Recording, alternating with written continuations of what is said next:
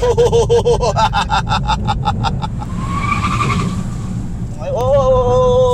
mga buddy, welcome back to my moto channel. And for today's video, papatunayan natin sa mga pekto na to, gaya nito, yan, at itong mga walang habas na yan, mga buddy, na you're all wrong. You're all wrong. Dahil today, gamit na naman natin ang Toyota Wigo. Kung naalala nyo itong Wigo na to mga buddy, ito yung sa kapatid ko. Nasabi nyong dapat yan hindi pinapahiram, baka hindi na pahiramin yan sa susunod. Pero ngayon, nahiram ko na naman mga buddy para drive-in dito sa napakagandang Sampaguita Burgring. Di pa natin to na test drive dito eh. I'm driving here to test cars. Kaya wag nyong gagayahin. I'm driving here pretty fast to check the car's capability, to see how it performs. And today, ayun nga ang gagawin natin sa Toyota Wigo na ito mga buddy. Manual. Ayun ang pinaka-importante dyan. Manual. So, competitors, Espresso, Mirage, Brio, pwede. Pero mahal yun eh. So, huwag na natin patagalin. At itong mga pekto at mga walang habas na to, pahiya sa atin ngayon dahil nahiram na naman natin to para daw, balasubasin. Anyway, let's do this!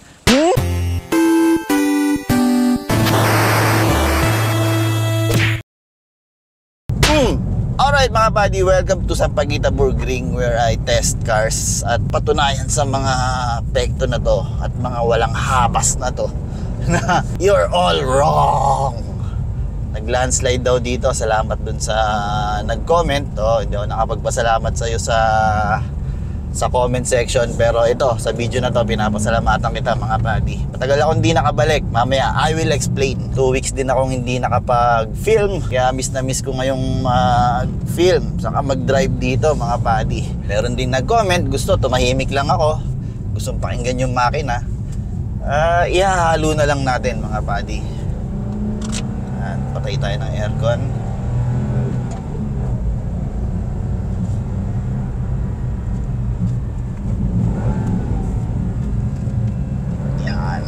Mamaya i-explain ko sa inyo kung bakit ngayon lang nakabalik. Oh, doggy, sorry.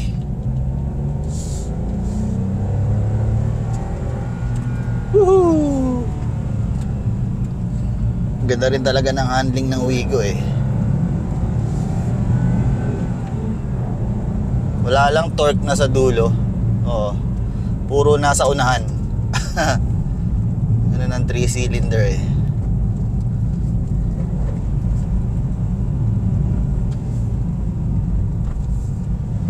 Biker, it's Friday.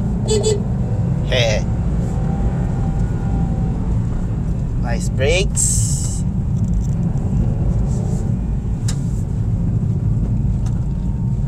Oh, daming lupa dito. WRC datingan dito ngayon. Oh! Kita nyo yun mga buddy? Dumulas yung lupa. Naka-traction control on pa yun ha. Hindi ko ginagalaw, hindi ko pinapatay. Anyhow, eto nga, itong mga walang habas na to. Oh, ano kayo ngayon? Nahiram ko pa rin, di ba? Kasama ko pa yung may-ari. Oh, para takutin siya dito. Nag-landslide nga dito nagbagyo. At yung Accord ko binagyo din mga buddy. May mga damage siya. Tatago ko muna, saka ko na i-reveal ulit. Ayusin ko muna mga buddy. Nice! Woo!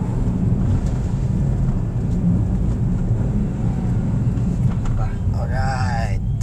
Wala talaga siyang torque sa dulo. Ganun ang power ng mga 3-cylinder kasi nasa unahan. Oh, ayan na. Power. Hindi siya ganun ka powerful. Syempre, 89 Newton meters of torque. 65-66 horsepower.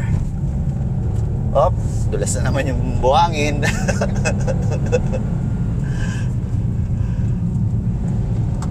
Yun ang masaya doon.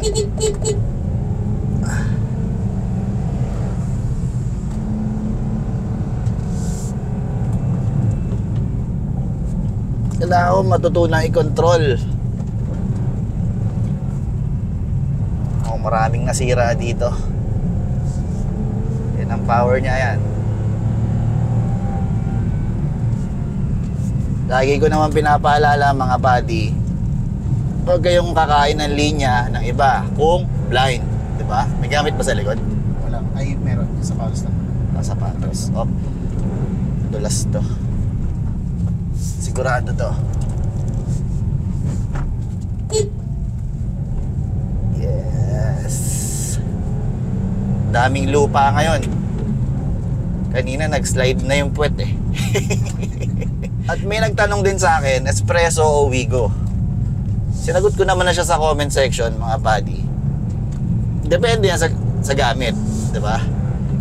Kung nasa city ka lang, hindi mo kailangan ng ground clearance, mag-Wigo ka. Pero kung kailangan mo ng ground clearance, doon ka sa espresso, di ba? Ganun nung ano eh. Depende kung saan mo gagamitin.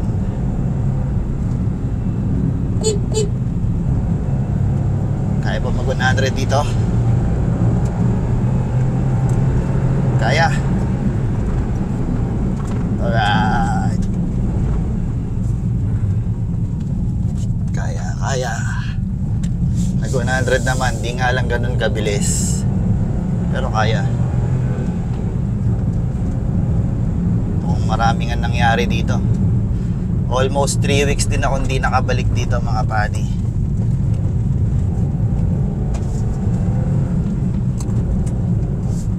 Up. Yan o.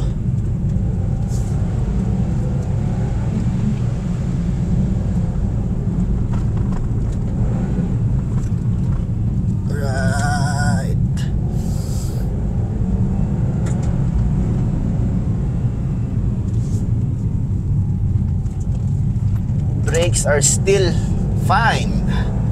Ganda rin preno nito eh. Nasa taas ang pressure mga buddy.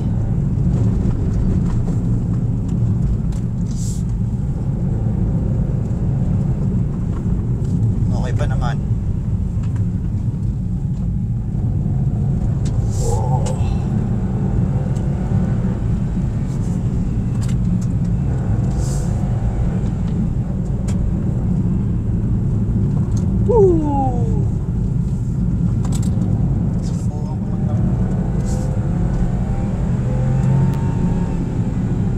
Yan ang 3-cylinder sound ng Toyota mga buddy, 1K RVE.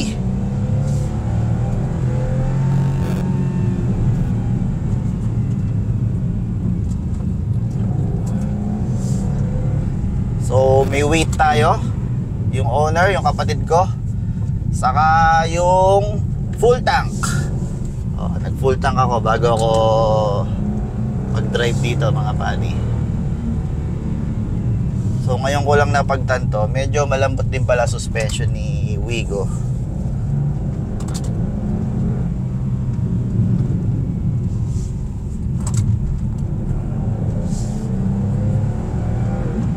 Okay, welcome to the technical part. Yan, dito natin malalaman. 5,000 lang, di ko na sinasagad kasi wala rin naman eh.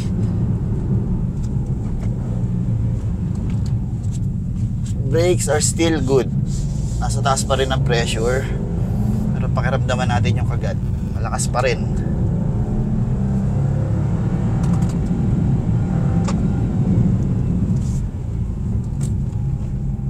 Wala pa rin kalampag to. 11,000, magto 12,000 kilometers. Yan. Woo! Yes. Look where you're going. Walang preno-preno. Katikim ng G-Force yung kapatid ko, mga buddy. Okay, may tricycle. Mas magandang ibaba to kaysa sa Vios. Ito, magang to eh. 885 curb weight kilogram mga buddy. Syempre lalagyan mo pa ng mga fluids, sabihin mo ng mga plus 100 kilogram, so mga less than 1,000 or 1,000 sabihin mo na.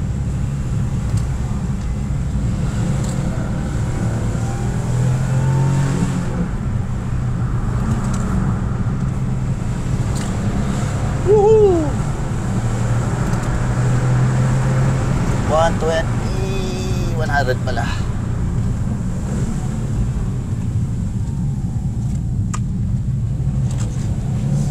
Okay, saan na ba tayo? Hindi mo nga masyadong mapaano yung goma nito mga buddy. Dahil magaang eh. Hindi mo maramdamang nahihirapan yung goma. Magaang yung sasakyan eh.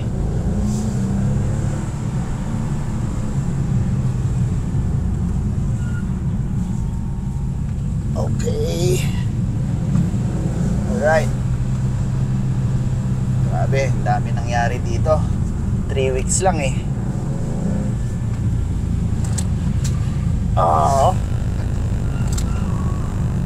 Ay, hindi naman masyadong ano eh.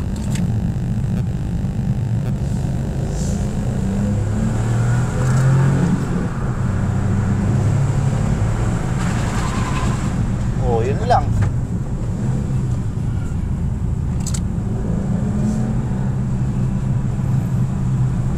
Dami lang mga debris up.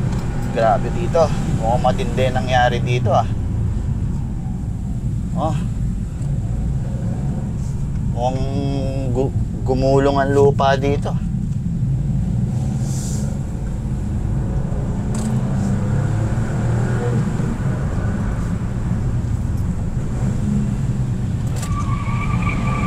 Wala, dito lang. Oh. Daming kalat mga padi.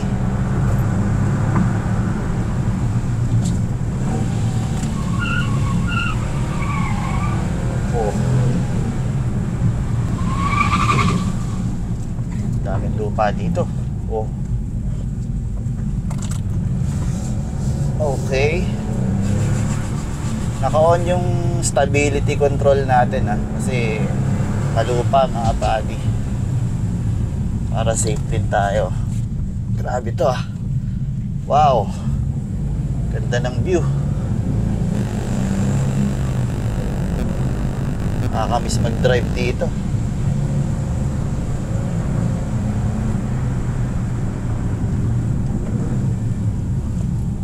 Brakes, yan, medyo humihina na. So, ala-alalay na tayo. Early braking na tayo.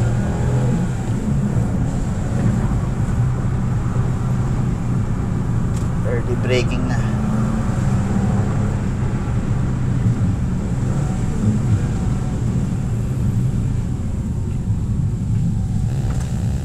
Kailangan ito .4.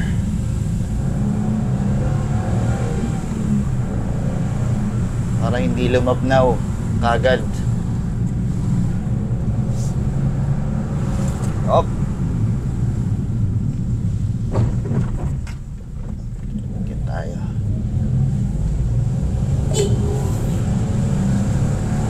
Daming lupa oh.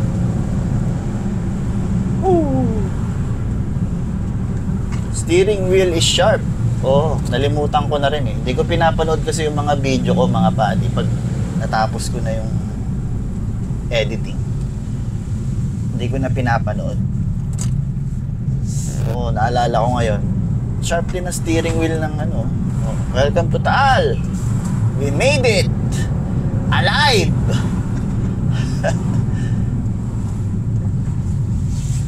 Oh. Humina ang preno. Nag-assist ulit tayo. Oh. Humina ang preno. Wala tayo na encounter na traffic. Pero sino ba namang hindi hihina ang preno mga pati? Hihina talaga preno niyan. Sa tenga. Alright. Para sa inyo to mga pekto at mga walang habas. Diyan naman tayo sa Sungay. Welcome to Sungay mga pati, where I drive normally. Normal din naman yung kanina eh. Pero dito, mas normal pa. Parang umakit ka lang ng Baguio. Dito kasi marami ring pilipit na mataas, matarik. Sobrang tarik. Saka dito ko rin natitest yung vibrato. Vibrato test. Mamaya makikita nyo. Ngayon makit tayo. Yan. Third gear. Half throttle. Half sa floor. Half to the floor sa throttle. Yan na. Wala na yung power niya. Tingnan natin kung abutan tayo ng puti sa likod. Yung kotse sa likod eh. Third gear. Sungay. Okay. Second gear.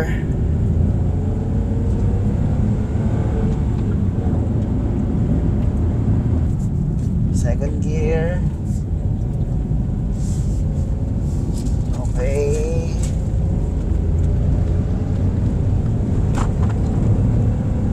Ito na yung vibrato test natin mga buddy.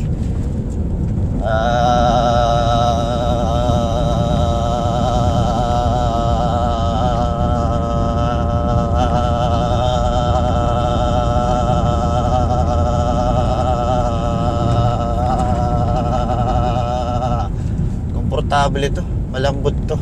Malambot talaga to sa sa espresso o isa sa mga main competitor niya. Pero mas malambot yung Mirage dito. Sobrang nasobrahan naman sa lambot yun. Ayan, nawala ng power. First gear. Wala ng torque. Ano ba to?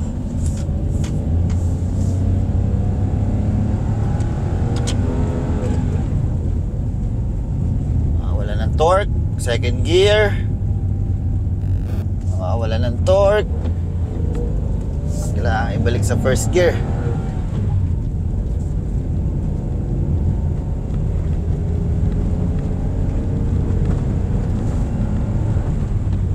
May vibration din siya sa suspension, pero hindi ganun kalabog dito mga buddy. Second gear. Half throttle. Okay. Pag yung mga sobrang tarik na, kailangan mo mag first gear. Hindi naman malakas talaga ang makina nito eh. Yun ang totoo. Lalo na kung loaded to. Full tank pa nga lang yan eh. Saka yung kapatid ko.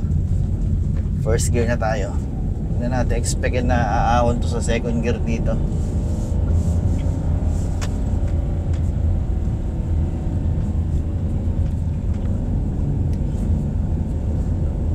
Pag first gear, wala namang problema. Walang isa second gear. Nawawala sa power eh. Buti na lang, nasa view deck na tayo. Marami pa mga sungay dyan mga buddy. Doon tayo sa mga sungay. Ito na naman ang mga kasungayan mga buddy. Second gear. Tingnan natin kung akit siya. May buwelo. Second gear. Namamatay. First gear. Hinihingal. Hinihika. Yun ang realidad nun mga buddy. 1 liter 3-cylinder pa. Buti kung turbo, siguro mas may chance. Oo. Yun ang realidad nun eh. Oop, ano ba yun? Bakit may preno? No, wala ng buwelo eh. Walan talaga ng torque. Pero maakyat siya ito. 1,600 RPM. Ayan, tingnan natin dito. Aircon on.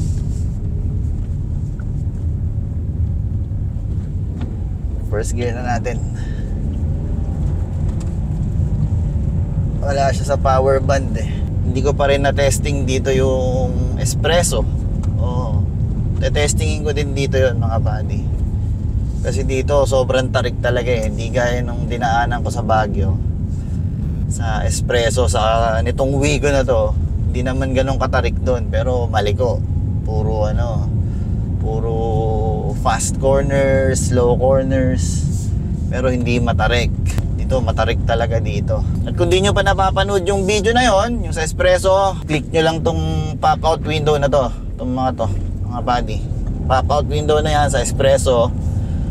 Tapos yung susunod na pop out window sa Wigo. Anyway mga buddy, yan ang realidad ng Wigo kapag akyatan, no? Hindi pa tayo loaded niyan.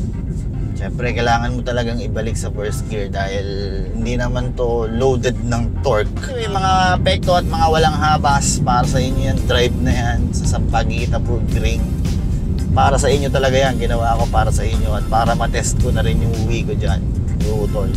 Nahiram ko naman ulit. Diba, mga pekto sa mga walang habas. Apologies nga pala mga buddy, kaya ako tumagal.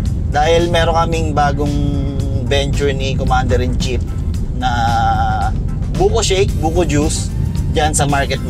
Kung mapapadaan kayo dyan, pakita nyo lang tong video na to na sinasabi ko na pag sinabi nyong Mav Auto, may discount kayo. Ayun, pakita nyo tong video na to para magkaroon kayo ng discount. Kung sakaling napadaan kayo ng market, nadaanan nyo yung store namin, which is Buko Twist, pakita nyo lang tong video na to na sinasabi ko na may discount kayo. Ayan, para may katunayan. Okay? I'll see you on the next one, mga buddy.